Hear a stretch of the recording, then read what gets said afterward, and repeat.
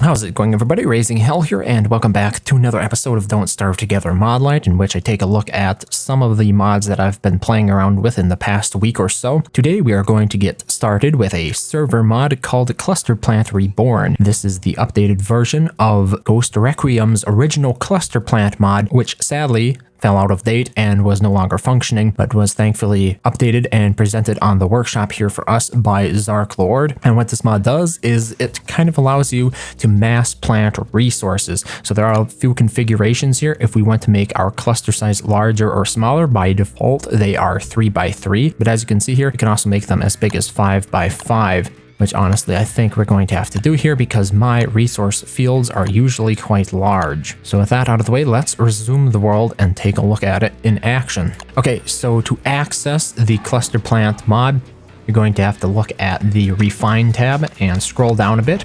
And as you can see here, we have berry bush clusters, sapling clusters, tree clusters, even a marble tree cluster. So if we want to build one of these, you can see it requires 25 pine cones because it's going to be a 5x5 cluster. And in addition to that, it requires a fair bit of wood. So, you know, planting trees themselves, this might not be the most effective way to do it. And you can see it doesn't work quite perfectly with geometric placement, but you know, it gets the job done. I hadn't noticed this before, but if there aren't any valid places for those trees, apparently it just doesn't plant them at all, which is a nice little bit of exception handling, I have to say. But I was more attracted to it for resources such as, you know, like your grass clusters. Like right there, you got all your grass, or sapling clusters. Because once again, those are the really finicky ones and the real time-consuming ones. Granted, the trees can take a lot of time too, but for me, the additional cost in logs is simply hard to justify because you end up chopping them down a lot of the time. But I've been playing around with this and I think it has some potential to be rather cool. Yeah, as you can see here, once again, we had 3 placement spots that are not legitimate, so it just dropped the extra resources instead of deleting them on you, which is, like I said, a nice little bit of exception handling there. But that's pretty much all Cluster Plant does, is it allows you to plant clusters of plants. Kind of self-explanatory when you think about it. And you do have to have the resources beforehand to be able to do it, so it's not cheesy, I don't think. And it probably will save you a little bit of time. The next mod we're going to be looking at here is called Map Travel, and it's pretty cool, but it is also sort of a 2-part mod. Now, I believe this mod was first brought to my attention by To Infinity. Regardless, I had previously overlooked this mod because I thought it required you to use the minimap in-game, which I do not do. Before we get started here, I'm just going to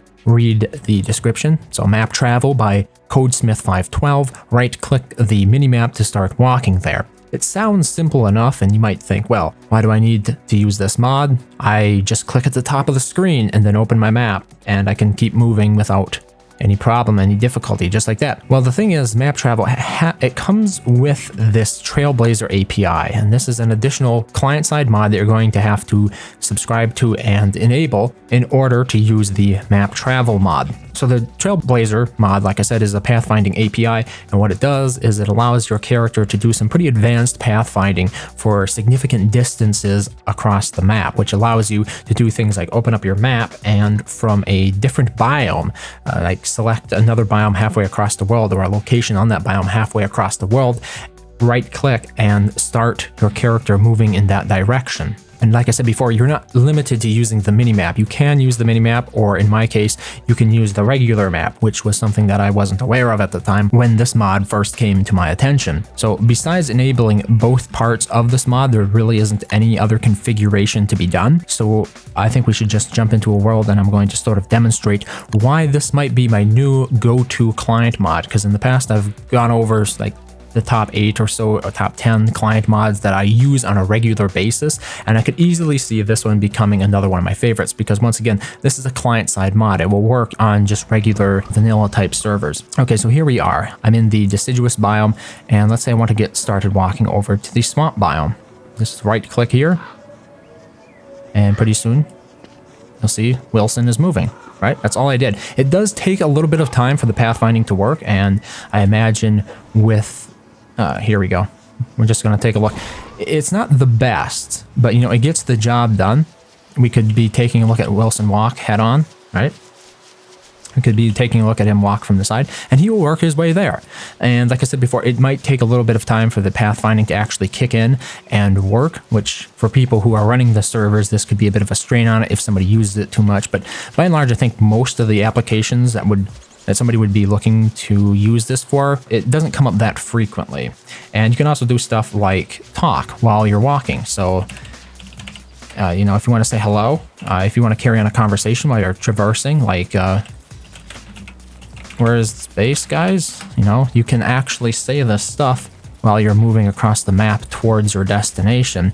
And like I said, it's a nice little bit of pathfinding for your character when you simply want to automate it. When I think about this, it reminds me of the train tracks and what appealed to me about the train track mod. I forget exactly what it was called because it was called something a little bit unusual, but it reminds me of that. And the convenience that was afforded to the players was that once you built the train track, you could jump into the train car and you would just be able to walk away, step away from the game for a little bit of time and make your way to another point of interest on the map. And that's what this pathfinding mod called Map Travel, which is, like I said, a two-part mod. You're going to need 2 mods to actually get this to work. It works quite nicely. You know, we're on our way over here to the swamp. Now, if you do use a mini-map, you can right-click on the mini-map instead to move there. I personally don't use the mini-map, but, you know, it's an option there for people who do, and I know a lot of people use it. So, yeah, that's pretty much all this mod does. As you can see, I could type. I could have stepped away from the game entirely. I'm just waiting till we get here. And there we go. There we go. We are here already. I was just talking a little bit till we get to that point. So that is the map travel mod. I think it opens up some pretty cool possibilities, but I haven't played around with it as much as I would like, so it sort of remains to be seen what I do with it from here, whether it becomes one of my daily drivers. The last mod that we're going to be taking a look at here is called Follower Badges Updated by RAM. This is the updated version of the mod called Follower Badges Together by Bones, and it adds a health badge on your screen for any followers you have. The configuration is pretty straightforward. You can set the maximum badges that appear on the screen. You can set the rate at which it checks for followers, and then you can move the badges themselves a little bit. So let's get started and take a look at this. So let's say we have a couple of pig houses here, and we go ahead and befriend these pigs. You'll notice with that pig befriended, 1 and 2 new little badges popped up here in the top left corner of the screen. It shows you how much health they have, you know, max 100 health. These pigs have full health at the moment, and then how loyal they are. There's 38% at the moment, which obviously means we could give them a little bit more meat to make them a bit more loyal. I'll just try that right here. You can see that one pig's loyalty was dropping a little bit down, so it's a good thing I gave it more meat. And now we can just keep tabs on how your followers are doing. So if they were fighting something, you'd be able to see their health drop. If they are at risk of leaving your party due to a lack of loyalty, you know, you can get some additional meat to feed them. Maybe you're using the pigs to log a forest down, and you just want to keep an eye on that. And it's not limited to only one type of follower at a time. For example, we could build a bunnyman hut here, and we should be able to befriend it at the same time with a carrot. There you can see. Carrots do not befriend a bunnyman as much as one meat befriends a pigman. You can see them all pop up there, and that's essentially what this mod does. It's nothing too deep and nothing dense, and all its functionality makes a lot of sense. That's a reference to the Run DMC song. But that's going to do it for this episode. As always, the links to the mods that I covered here will be in the description below, so feel free to check them out. If you enjoyed any of the mods, be sure to thank the creator for taking the time to share it with us. Otherwise, thank you very much for watching as always, and I hope to see you next time.